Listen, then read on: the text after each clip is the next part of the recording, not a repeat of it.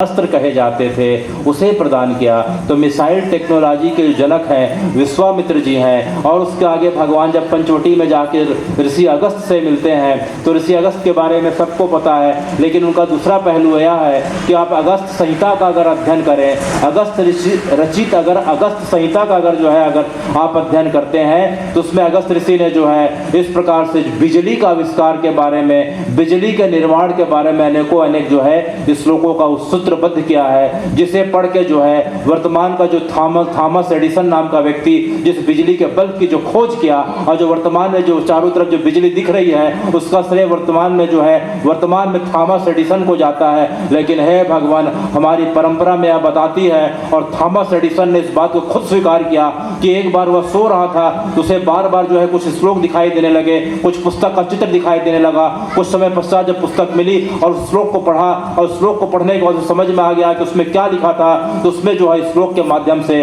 जिसने उसका अन्वेषण किया वो वर्तमान में जो बिजली के रूप में हमारे चारों तरफ दृष्टिगोचर हो रही है। तो हे भगवान, ये वास्तविक जो है इस बिजली के बारे में जो है इस जो है बल्ब का जो बिजली है या ट्यूबलाइट का है जिसे हम देख रहे हैं, इसके मूल जनक अगस्त ऋषि हैं। अगस्त ऋषि ने जो है पूरे के पूरे दक्षिण भारत में जाके पूरे के पूरे जो है तमिल भाषा का जो है इस प्रकार से निर्माण किया और वहाँ के लोगों को एक नए संस्कृति में ढाला। और उनके अगस्त संहिता में अगर आप देखते हैं तो उन्होंने उस समय से लेकर कलयुग के अंत तक लोगों के बारे में जो भविष्यवाणियाँ करी उनके कुंडली को बना के रख दिया। अगस्त और भृगु के बारे में देखें, आप भृगु संहिता के बारे में देखें तो ज्योतिष शास्त्र में सबसे जो उन्नत माना जाता है भृगु संहिता मानी जाती है। उसमें जो व्यक्ति जन्म ले चुका है या आने वाले समय में जो जन्म लेगा उसके बारे में पूरा का पूरा लेखा जोखा लिखा हुआ है। तो हे भगवान, ये हमारा विज्ञान जो है जब मानव चेतना के साथ कल्याण की भावना के साथ जब युक्त हो जाता है तो यह अध्यात्म का स्वरूप ले लेता है, जिसमें सिर्फ और सिर्फ कल्याण की बात कही जाती है। जिस जो है परमाणु बम के दम पे पूरी दुनिया और अमेरिका जो है इस प्रकार से बार बार फुदकता है कि जो है ओपेनहाइमर के द्वारा परमाणु बम बनाया गया और उसने जापान के नागासाकी और हिरोशिमा में जाके पटक के लाखों लोगों की जान ले ली। लेकिन आपको सुन के बड़ा आश्चर्य और आनंद होगा कि इस ओपेनहाइमर जिसे जो है परमाणु बम का जनक बताया जाता है, इस ओपेनहाइमर ने परमाणु बम के बारे में जो सीखा वह कहाँ से सीखा? वह ऋषि कणाद से सीखा। ऋषि कणाद की परंपरा में सबसे पहले उन्होंने अणु के बारे में, परमाणु के बारे में और बताते बताते जो है यहाँ तक एटॉमिक बम और एनर्जी के बारे में उनकी किताब में वर्णन आता है, जिसे पढ़ के पाश्चात्य देशों के लोगों ने इस प्रकार के निर्माण की तकनीक सीखी। तो कणाद ऋषि जो है परमाणु और अणु के बारे में खोज करने वाले हमारी परंपरा के पहले ऋषि थे, जिसका अध्ययन करके वर्तमान के वैज्ञानिक लोग जो है वाही और श्रेय लूट रहे हैं। इस प्रकार से अगर हम देखें तो अगर रॉकेट साइंस की बात करें, अगर हम रॉकेट साइंस की बात करें, रॉकेट साइंस का वर्तमान में जो ये जनक माना जाता है, रॉकेट साइंस जिसने रॉकेट बनाया, जिस रॉकेट का धुआं हम सवेरे उठते हैं तो सफेद सफेद उन्नत आकाश में देखते हैं, तो उस रॉकेट को बनाने वाला वर्तमान में जो वैज्ञानिक है उसका नाम है वर्नर वान रान। वर्नर वान रान ने रॉकेट बनाया और वर्नर वान रान के गुरु थे हर्बर्ट ओमन वर्नर वान रान के गुरु थे, जिनके माध्यम से जो है उन्होंने रॉकेट की टेक्नोलॉजी सीखी। लेकिन आपको सुन के बड़ा आश्चर्य होगा और बड़ी खुशी होगी कि जो है हर्बर्ट ओमन जो है इस रॉकेट टेक्नोलॉजी के बारे में कहाँ से सीखे? उन्होंने कहा कि मैं भारत की सनातन की जो है परंपरा का बड़ा ऋणी हूँ और उस परंपरा में उपनिषदों का बड़ा ऋणी हूँ और उपनिषदों को पढ़ के मैंने जो है रॉकेट टेक्नोलॉजी के बारे में जाना और सीखा। तो हर्बर्ट ओमन यह बात जो है एरिक वॉन डाइकान को बता रहे हैं। एरिक वॉन डाइकान जो है हर्बर्ट ओमन के लिए जब उन्होंने जो है एक आत्मकथा लिखी, जिस आत्मकथा का नाम जो है बड़ा विश्व प्रसिद्ध है, चैरियट ऑफ गॉड्स के नाम पे जो किताब अगर आप पढ़ते हैं तो एरिक वॉन डाइकान जो है यह मरण जो लिखते हुए कहते हैं कि मुझे हर्बर्ट ओमन ने बताया कि मैं भारत और सनातन की परंपरा का और ख़ास तौर से उपनिषदों का बड़ा ऋणी हूँ, जिसके कारण जो है आज हम जो है पूरी दुनिया को रॉकेट टेक्नोलॉजी दे पा रहे हैं। और तो और अगर हम देखें तो जो है अगर हम महाकुंभ की बात करें, अगर हम महाकुंभ की बात करें तो यह सबको पता है कि महाकुंभ प्रत्येक 12 वर्ष में एक बार पड़ता है, प्रत्येक 12 वर्ष में एक बार पड़ता है। यह तो सभी जानते हैं कि महाकुंभ 12 वर्ष में एक बार पड़ता है। और भारत में उसके 4 जगह बड़े प्रसिद्ध हैं, उज्जैन है, जो है प्रयागराज है, हरिद्वार है, नासिक है। इन चारों जगह पे 12 साल में कुंभ पड़ता है, महाकुंभ पड़ता है। उसका कारण यह है कि महाकुंभ जो है बृहस्पति की साइकिल पे जो है आधारित है। हमारा एक जो ग्रह है जिसे हम बृहस्पति कहते हैं उसकी साइकिल पे आधारित है। बृहस्पति प्रत्येक 12 वर्ष में जो है सूर्य का एक चक्कर पूरा करता है, प्रदक्षिणा जो है बृहस्पति सूर्य का 12 वर्ष में प्रदक्षिणा पूरा करता है। तो उस 12 वर्ष के जो है जैसे ही प्रदक्षिणा पूरी होती है और वह मकर राशि में आता है तो उसी समय महाकुंभ का प्रारंभ हो जाता है। पिछला महाकुंभ हमने देखा प्रयागराज में हमने देखा था।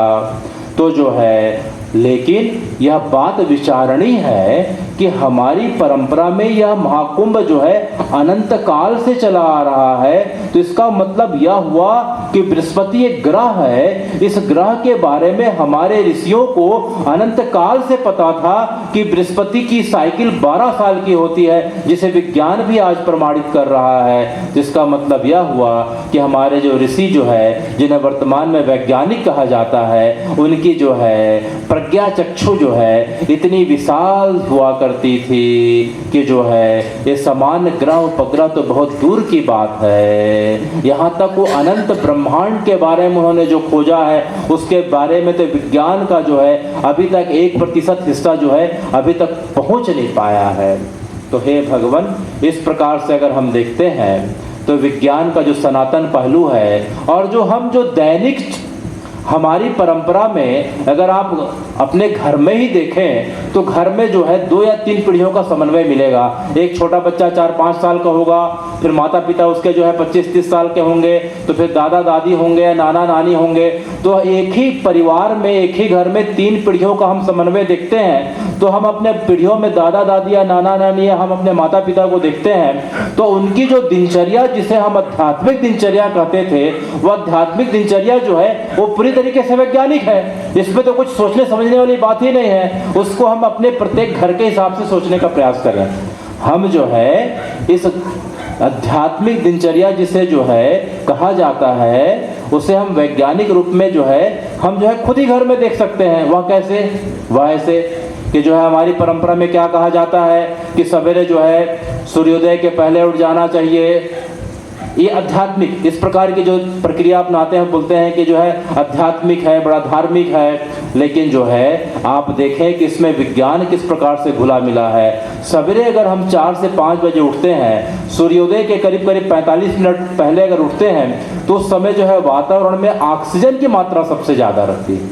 वातावरण में ऑक्सीजन की मात्रा सबसे ज़्यादा रहती है और मन जो है रात भर का विश्राम किया हुआ मन बड़ा शांत और एकाग्र रहता है। इसलिए अगर उस समय हम किसी मंत्र का जाप करें या विद्यार्थी विद्या अध्ययन करें या जो है घूमने के लिए बाहर जाएं तो वातावरण जो है सबसे ज़्यादा ऑक्सीजन लिए हुआ होता है, वह हमारे फेफड़े के अंदर जाता है। और फेफड़े को जब प्योर ऑक्सीजन मिलता है तो हमारे शरीर का स्वास्थ्य जो है अपने आप ही सुचारू रूप से सही होने लगता है। और दूसरी बात हमारी परंपरा में कही जाती है कि सवेरे उठते ही जो है हमें दंडवत प्रणाम करना चाहिए अपने माता पिता को। और जो है अपने हमारे घर में जो देवी देवता हैं, हमारे पूजा घर में जो देवी देवता हैं वहाँ जाके दंडवत करना चाहिए। तो उसका मतलब यह हुआ कि रात भर सोने की वजह से जो कमर अकड़ जाती है, जो कमर जकड़ जाती है, रीढ़ की हड्डी जो है भारी हो जाती है, वह जैसे हम दंडवत करते हैं वह रीढ़ की हड्डी सीधी हो जाती है। यह अपने आप में अध्यात्म के साथ विज्ञान भी इसमें जुड़ा हुआ है। और दूसरी बात कि जो है भगवान के सामने हम झुक गए तो हम दिन भर जो है भगवान के बनाए जितने सृष्टि के चाहे लोग हैं, चाहे मनुष्य के रूप में, चाहे प्राणियों के रूप में, तो हम झुकना सीख जाते हैं। तो हमारी परंपरा में सवेरे उठ के झुकना सिखाया जाता है। सवेरे उठ के धरती माँ को प्रणाम, विष्णु पत्नी नमस्तुभ्यम, पाद स्पर्श क्षमस्व में। विष्णु जो है धरती माँ को जो है विष्णु जी की भार्या कहा गया है। इस धरती को विष्णु जी की भार्या अर्थात पत्नी कहा गया है। तो तो इस धरती के ऊपर पैर रखने के पहले जो है हमें हमारी परंपरा में क्या कहा गया है कि उन्हें प्रणाम करना चाहिए, क्योंकि प्रणाम करने के पश्चात जो है अब हम दिन भर जो है धरती में उत्पन्न सभी चीज़ों को भोगते हैं। तो हे भगवान, जो है उसका जो है हमें कर्ज लग जाता है, हम ऋणी हो जाते हैं। तो हम धरती माँ को तो कुछ दे नहीं सकते, माँ को कोई व्यक्ति क्या दे सकता है, सिर्फ ले ही सकता है। तो बस दे सकता है तो अपनी कृतज्ञता दे सकता है, अपने जो है हाथों से उनके चरणों को प्रणाम कर सकता है। बस इसी में जो है नारायण खुश हो जाते हैं। तो सवेरे उठते ही धरती माँ को प्रणाम करने का नियम है। प्रणाम करने के लिए झुकेंगे तो जो है हमें जो है झुकना अर्थात विनम्रता की शिक्षा दी जा रही है। दंडवत हुए रहे हैं तो जो है हमारी रीढ़ की हड्डी सीधी है। उसके पश्चात हमारी परंपरा में पहले समय से क्या बात कही गई है कि हमें सवेरे उठते हैं तो जो है बिना मुँह धोए, बिना ब्रश करे, बिना कुल्ला करे कुनकुना गर्म पानी का सेवन करना चाहिए। अगर गर्मी है तो सामान्य पानी का सेवन करना चाहिए। बिना मुँह धोए का मतलब यह हुआ कि हम रात को भोजन करके सोते हैं तो रात भर जो है भोजन को पचाने के पश्चात जो है अमाशय के अंदर अम्लता की मात्रा बढ़ जाती है। किसकी मात्रा? अम्लता अर्थात एसिडिटी की मात्रा बढ़ जाती है। तो जो है सवेरे हम बिना मुँह धोए पानी पीते हैं, और वह भी पानी पीने का नियम यह है कि पानी को गटागट नहीं पीना है, पानी को चबा चबा के पीना है, धीरे धीरे घुट घुट के पीना है। अर्थात वह पानी लार से, हमारी जिह्वा और मुख में जो लार बनता है वह पानी लार से संयुक्त होके अंदर अमाशय में जाती है। तो उस लार में एल्कलाइन अर्थात क्षारी तत्व रहता है। वह क्षारी तत्व अंदर जाके जो है पेट की अम्लता को जो है न्यूट्रलाइज अर्थात उदासीन कर देता है। और इसके विपरीत जो है आज के विज्ञान को मानने वाले लोग अगर सवेरे उठते ही बिना जो है कुल्ला करे, बिना मुँह धोए, बिना जो है सिर्फ और सिर्फ जो है आते ही जो है बेड टी के रूप में चाय का सेवन करते हैं, कॉफी का सेवन करते हैं, तो रात भर की अम्लता तो ऐसी ही बढ़ी रहती है। ऊपर से जो है चाय और कॉफी का एसिड जो है इस प्रकार से पेट की अम्लता को बढ़ा देता है कि व्यक्ति दिन भर जो है पेट में गैस, अपच, डकार की शिकायत लिए हुए इस प्रकार से घूमते रहता है। तो हमारी परंपरा में पानी पीना तक भी जिसे अध्यात्म कहा जाता है वह वैज्ञानिक है। अभी हम जिस पेस्ट का सेवन करते हैं, एक तो पेस्ट का जो प्लास्टिक है वो प्लास्टिक जो है क्षय नहीं होता, और पेस्ट में जो है मुंह में झाग उत्पन्न करने के लिए तरह तरह के केमिकल मिलाए जाते हैं। वह जो है शरीर के साथ जो है सभी अंगों को नुकसान पहुंचाता है। जबकि हमारी परंपरा में नीम के, बबूल के, आम के दत्वन करने की परंपरा हुआ करती थी। नीम में एंटीबैक्टीरियल, बैक्टीरिया को मारने वाले तत्व और इस प्रकार से अनेक औषधि गुणों से युक्त जो है नीम और बबूल और आम के दत्वन करने से और उनके जो है रस को थूकने नहीं अपितु अंदर जो है निगलने का नियम था, ताकि जो है शरीर की क्षारिता भी बने रहे और शरीर को आवश्यक जो है स्वास्थ्य के लिए तत्व भी मिलते रहें। इस प्रकार से हमारी परंपरा में देखें तो नहाने के पश्चात जो है सूर्य को अर्घ देने का जो है अध्यात्म का जो नियम था उसका साक्षात रूप से आप देखें तो अब पूरी तरीके से विज्ञान था कि हम जो है नहाने के पश्चात जो है सूर्य देवता को जल देते हुए इस प्रकार से मंत्र का जाप करते हैं, अनेक मंत्र का जो है सूर्य मंत्र का जाप करते हैं, तो जो है सूर्य की किरणें उन जल से जो है परावर्तित होकर हमारे शरीर के अंदर अवशेषित होती है, तो हमारे शरीर के अंदर विटामिन डी की पूर्ति हो जाती है। हमारे शरीर में सामान्य तौर से विटामिन डी मिलता नहीं है, लेकिन जैसे ही हम जो है सवेरे के उगते सूरज को अर्घ देते हुए मंत्र का जाप करते हैं और जल चढ़ाते हैं तो सूर्य की किरणें उस जल से परावर्तित होकर हमारे शरीर के अंदर जाके विटामिन डी का निर्माण करती है। उसके पश्चात हम देखते हैं कि हमारी परंपरा में सवेरे का खाना 10 से 12 बजे के बीच और शाम का खाना जो है 6 से 7 बजे के बीच, अर्थात जो है सूर्यास्त के पहले भोजन पूरा करने का नियम हुआ करता था। यह भोजन का नियम पूरी तरीके से सूर्य सिद्धांत पर आधारित था। किस पे? सूर्य सिद्धांत पे। अर्थात जो है हमारी परंपरा यह शुरू से बताते आई है कि जब सूर्य की किरणें अपने प्रचंड वेग में रहती हैं, जब सूर्य अपनी किरणों के प्रचंड उदात्त अवस्था पे रहता है 12 बजे तक, उस समय जो है शरीर की जठर अग्नि इतनी प्रज्वलित रहती है कि हम जो भी खाते हैं पूरी तरीके से लगभग जो है डाइजेस्ट पच जाता है। और धीरे धीरे जैसे जैसे सूर्य जो है दक्षिण गोलार्ध की तरफ जाने लगता है, सूर्य की किरणों की इस प्रकार से ताकत कम होने लगती है और उसके प्रभाव से जो है पेट की जठर अग्नि अर्थात एंजाइम की ताकत कम होने लगती है और रात होने के पश्चात तो जो है पेट की जठर अग्नि पूरी तरीके से मंद पड़ जाती है। इसलिए हमारी परंपरा में रात को खाने का नियम नहीं था। वर्तमान में हम जो रात को जो भी खाते हैं, देर रात को जो भी खाते हैं, वह मान के चलिए शरीर में सिर्फ केवल और केवल हानि और नुकसान पहुंचाता है। तो इस प्रकार से हमारी खाने की परंपरा, सोने उठने की परंपरा, खाना खाने के बाद जो है हमारी परंपरा बोलती थी कि चलना नहीं है, खाना खाने के बाद तुरंत लेटना नहीं है, खाना खाने के बाद व्यक्ति वज्रासन में कम से कम 15 से 20 मिनट बैठे। उसका कारण ही यह होता था कि जैसे ही व्यक्ति वज्रासन में बैठता है तो पूरा जो है खाना पचाने के लिए खून जो है पूरे पेट में आता है, तो अगर व्यक्ति चलने लग जाए तो पूरी सप्लाई नीचे चले जाती है।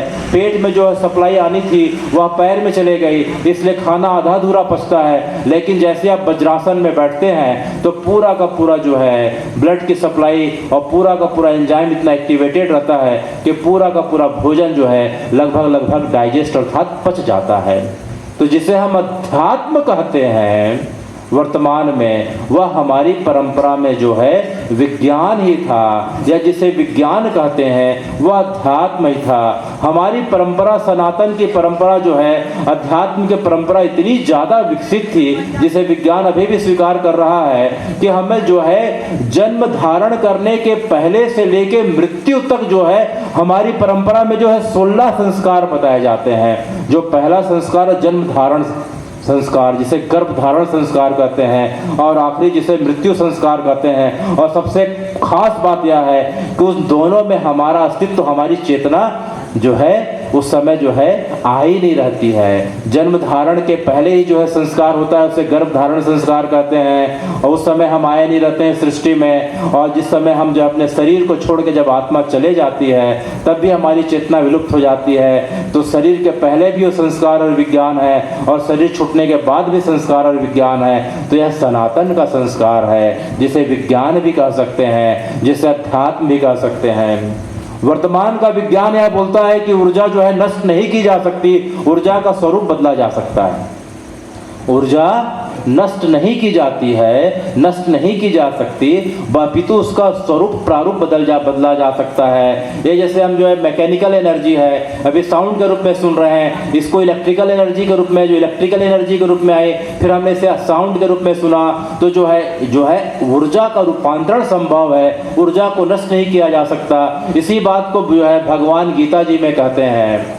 भगवान जो है अर्जुन को गीता जी के जो है दूसरे अध्याय के 22वें और 23वें श्लोक में क्या कर रहे हैं? वसांसि जीर्णानि यथा विहाय नवानि गृहाणि नरोपराणि यथा विहाय शरीरानि जीर्णानि अन्यानि संयाति नवानि देहि। कि जिस प्रकार से जो है वस्त्र के पुराने होने पे व्यक्ति नए वस्त्र धारण कर लेता है, उसी प्रकार आत्मा शरीर के जीर्ण शीर्ण होने पे शरीर को छोड़ के नए वस्त्र धारण कर लेती है। न इस आत्मा को कोई नहीं मार सकता। 23वां श्लोक, नैनम छिदन्ति शास्त्राणि नैनम दहति पावका न चैनम क्लेदन्ति आपो न शोषयति मारुता। कि इस आत्मा को, इस ऊर्जा रूपी आत्मा को न वायु जो है हवा में उड़ा सकती, न जल गला सकती, न इसे कोई शास्त्र मार सकते हैं, न इसे अग्नि जला सकती। तो विज्ञान जो बात कह रहा है, हमारी परंपरा में अनंत कालों से भगवान ने इसे सूत्र के रूप में परिभाषित कर दिया है।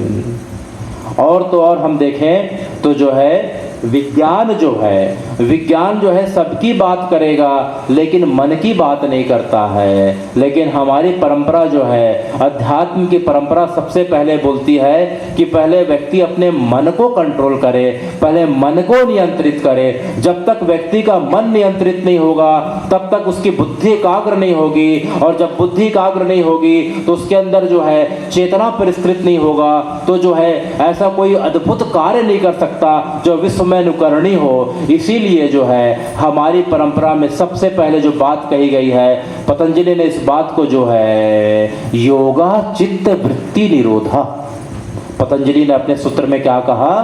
योगा चित्त वृत्ति निरोधा। कि अर्थात जो है योग का मतलब क्या है कि जब चित्त की वृत्तियों को व्यक्ति जो है एकाग्र कर ले, मन की चंचलता को एकाग्र कर ले, उसी का नाम ही योग है। जिसे भगवान श्री गीता जी में कहते हैं, अर्जुन भगवान से कहता है कि मना ही चंचला कृष्णा, मना ही चंचला कृष्णा प्रमाथि बलवदृढ़म तस्मात् निग्रहम मन्ये वायुरी दुष्कृता। कि हे गोविंद, यह मन इतना चंचल है, यह मन इतना चंचल है और इतना बलवान और इतना हठीला है। प्रमाथि बलवदृढ़म, कि प्रमथ बहुत हठीला और बहुत दृढ़ी है, बहुत तंग करने वाला है, और उसे मैं वश में करना ऐसा समझता हूँ कि मानो कि वायु को वश में करना।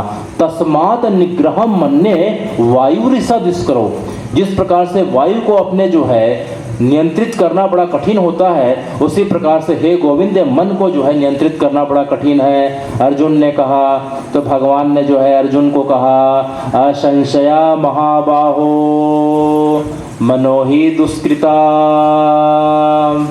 मन जो है बड़ा दुष्कर है और इसे जो है मना ही चंचला, मन बड़ा चंचल है और इसे जो है नियंत्रित करना बड़ा कठिन है। परंतु अभ्यासेन तु कौन्ते वैराग्येण च गुहति, लेकिन लगातार जो है गुरु परंपरा के हिसाब से, गुरु जी के द्वारा, आचार्य के द्वारा नियमों का पालन करने से, योग मार्ग के माध्यम से, भक्ति मार्ग के माध्यम से, ज्ञान मार्ग के माध्यम से व्यक्ति अगर जो है लगातार इस परंपरा का पालन करते हुए, कुछ नियमों का पालन करते हुए अगर अभ्यास करे हे कौन्ते, तो ऐसा अभ्यास और वैराग्य युक्त मन जो है कुछ समय के पश्चात जो है नियंत्रित हो सकता है। इसमें कोई बड़ी बात नहीं है।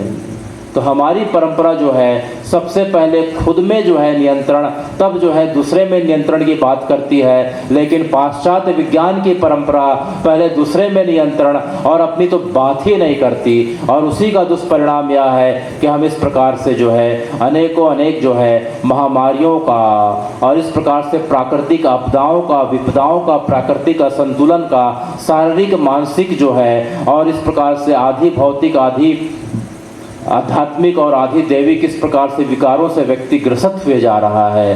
तो जब तक हमारी परंपरा, सनातन की परंपरा के हिसाब से जब तक जो है पूरा विश्व जो है उसके हिसाब से अनुकरण नहीं करता है, तब तक हे भगवान इस प्रकार से मानव जो है उस चेतना के उच्चतर अवस्था पे पहुंच नहीं सकता जिसमें उसका भी विकास हो, प्रकृति का भी विकास हो, पूरे सृष्टि और ब्रह्मांड का भी विकास हो। क्योंकि हमारी जो अध्यात्म, जिसे विज्ञान भी, आध्यात्मिक विज्ञान भी कहते हैं, इतनी समन्वित है, वो प्रकृति को लेकर इस प्रकार से चलने वाली है कि हमारी परंपरा में देखें, कभी आंवला नवमी आई थी, कभी बट सावित्री आती है, तो हम जो है अगर मगध देश में अगर जाके देखें तो जो है वहाँ सूर्य पूजा की बात जो है सूर्य को अर्घ देने जो है छठ महापर्व की अगर बात हम देखते हैं, तो कुल मिला के जो है हमारी जितनी परंपराएं हैं, चाहे पूरी जो त्यौहार हैं, कहीं ना कहीं प्रकृति से और प्रकृति में उपस्थित जितने भी हैं सभी के साथ तादात्म्य स्थापित करने की बात कही जाती है। और हमारे जितने त्यौहार हैं, देखिए अभी जो है अभी आने वाले समय में जो है कुछ दिनों के पश्चात शिवरात्रि आएगी, उसके बाद नवरात्रि आएगी, पितर पक्ष भी आया था, अभी होली भी आने वाली है। इसमें एक भी, और जो हम जो है हर 15 दिन में जो हम जो है उपवास रखते हैं, एकादशी का उपवास रखते हैं, तो अध्यात्म की दृष्टि से तो समझ में आता है, लेकिन ये पूरी तरीके से वैज्ञानिक है। क्यों? क्योंकि अगर आप सामान्य रूप से जो कल या परसों जो एकादशी आने वाली है, तो एकादशी का जो है धार्मिक महत्व तो जो बताया जाता है तो अच्छी बात है, लेकिन अगर हम विज्ञान की कसौटी में देखें तो हमारे शरीर में जो है करीब करीब जो है 14 दिन के पश्चात शरीर में जल तत्व की मात्रा इतनी अधिक हो जाती है कि अगर हम उस दिन जो है जल और जल से संबंधित जो है अनाज का सेवन करते हैं तो हमारे शरीर में विकार उत्पन्न होने लगते हैं, जो शरीर के साथ मन को भी नुकसान पहुंचा सकते हैं। इसलिए एकादशी को जो है निर्जला रखने का नियम हुआ करता था। जो व्यक्ति निर्जला नहीं रह सके उसे जो है कम से कम जो है अनाज का उपयोग नहीं करना चाहिए, क्योंकि सबसे ज़्यादा जल जो है चावल में पाया जाता है। धान की फसल जो है करीब करीब 4 महीना भीगते हुए जो है बारिश में होती है, इसलिए धान में चावल में जो है जल तत्व की मात्रा ज़्यादा रहती है, इसलिए एकादशी में चावल का प्रयोग निषेध बताया गया है। और जापान के वैज्ञानिकों ने इस बात को सिद्ध कर दिया कि व्यक्ति अगर साल में कम से कम 30 से 32 बार पूरी तरीके से निर्जल और खाली पेट फास्ट रहता है, उपवास रहता है, तो उसके शरीर में जो है कैंसर होने की संभावना कम हो जाती है। तो एकादशी महत्व का हम वैज्ञानिक रूप से भी देखते हैं, आध्यात्मिक रूप से भी देखते हैं। अभी आने वाले समय में 3 से 4 दिन के बाद शिवरात्रि आने वाली है। क्या आने वाली है? शिवरात्रि आने वाली है। शिवरात्रि में परंपरा यह बताती है, विज्ञान की परंपरा यह बताती है कि जो है अध्यात्म की परंपरा बताती है कि उस समय जो है हमें भगवान का नाम लेके जो है रात भर जागरण करना चाहिए। शिवरात्रि में रात भर जागरण करना चाहिए। वैज्ञानिक दृष्टिकोण से यह देखें तो उस समय जो है ऊर्जा का प्रवाह जो है साल में एक दिन ऐसा आता है, महाशिवरात्रि का दिन ऐसा होता है कि उसी दिन जो है ऊर्जा जो है सर्वाधिक गति से नीचे से ऊपर की ओर उठती है।